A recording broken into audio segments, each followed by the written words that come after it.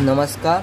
EduTok परीक्षेत अभ्यास digital education अकॅडमीमध्ये सर्वांचं स्वागत आहे. ज्या युजर्सने अँड्रॉइड ॲप डाउनलोड केलं नाही त्यांनी ॲप प्ले स्टोरवरून डाउनलोड करायचं आहे. ज्या युजर्सकडं ॲपलचा फोन आहे त्यांनी iOSची लिंक डिस्क्रिप्शनमध्ये दिलेली आहे, तिथून ॲप डाउनलोड करून घ्यायचं आहे. सायकोलॉजी 272 थर्ड इयर BA वाल्या स्टुडंटसाठी इम्पॉर्टंट क्वेश्चन जे उद्याच्या पेपरमध्ये 100% दिसतील याचं डिस्कशन आपण आता करणार आहोत.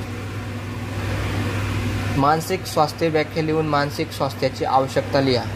सायकोलॉजीमध्ये एकदम जनरल मेंटल हेल्थ आणि इमोशनल हेल्थ यावरच क्वेश्चन विचारले जातात. त्यामुळे तुम्ही जास्तीत जास्त मनाने आन्सर्स लिहायचा प्रयत्न करू शकता किंवा जेकडे तुमच्याकडे नॉलेज आहे त्यावरून तुम्ही पेपर लिहू शकता.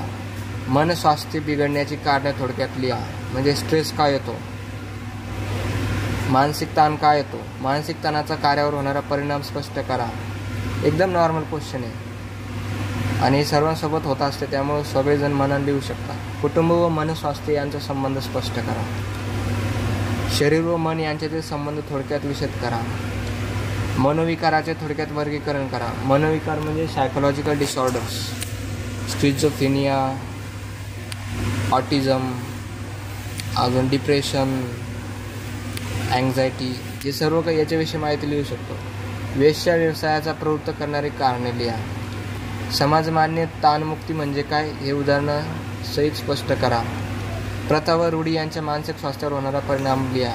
सर्वात इम्पॉर्टंट आहे, जे काही पारंपरिक किंवा लोकांनी ठरवलेल्या प्रथा असतात, रूढी असतात, ज्या आपण जर फॉलो करत नसलो तर आपल्याला गिल्ट फील होऊ शकते आणि त्यामुळे आपल्या मेंटल हेल्थवर परिणाम होतो. आपले स्वतःचे विचार न राहता आपण दुसऱ्यावर डिपेंड राहून त्यांचे विचारांचा परिणाम आपल्यावर व्हायला लागतो. त्यामुळे मानसिक स्वास्थ्यावर परिणाम होतो, त्याविषयी माहिती लिहायची.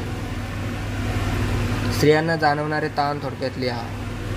मेल आणि फिमेल्स फिजिओलॉजी, सायकोलॉजी, मेंटल सगळं काही डिफरंट असल्यामुळे त्याविषयी आपण डिस्टिंक्शन लिहू शकतो. लोकसमूहाचे मानसिक आरोग्य क्षेत्र थोडक्यात लिहा.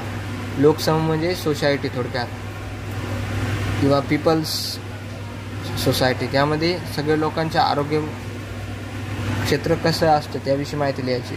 वर्तनोपचार पद्धती थोडक्यात स्पष्ट करा. म्हणजे बिहेवियर ट्रीटमेंट किंवा ज्याला आपण काउन्सिलिंग म्हणू शकतो त्याच्याविषयी माहिती लिहायची. सामाजिक संदर्भातील मनस्वास्थ्याचे थोडक्यात वर्णन लिहा. सामाजिक संदर्भात म्हणजे सामाजिक पातळीवर जिथं आपण लोकांसोबत कनेक्ट असतो तिथं आपल्या मानसिक स्वास्थ्याविषयी माहिती लिहायची. मानसिक अस्वास्थ्याचे परिणाम लिहा. मानसिक अस्वास्थ्यामुळे काय काय प्रॉब्लेम होतात, डिप्रेशन, अँक्झायटीमुळे कोणते प्रॉब्लेम होतात याविषयी लिहायचं. स्वास्थ्य टिकवण्यासाठी सरकारी योजना.